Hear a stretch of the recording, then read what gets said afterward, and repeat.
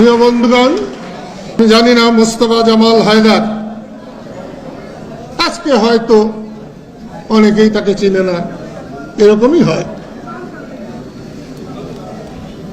নেত্রী শেখ হাসিনা যদি আর 10-20 বছর আগে আসতেন তাহলে আমাদের কারো নামই থাকতো না, এমনকি আমার রাজনৈতিক পিতা শেখ মুজিবুর রহমানের নামও আর থাকতো না।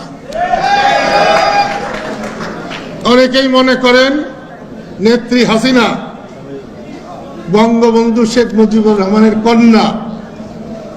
আমার কাছে এখন সন্দেহ হয়,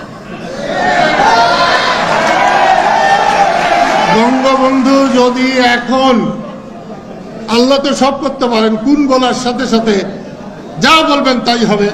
আল্লাহ ইচ্ছা করলে কিন্তু বঙ্গবন্ধু শেখ মুজিবকে আবার দুনিয়ায় পাঠিয়ে দিতে পারেন।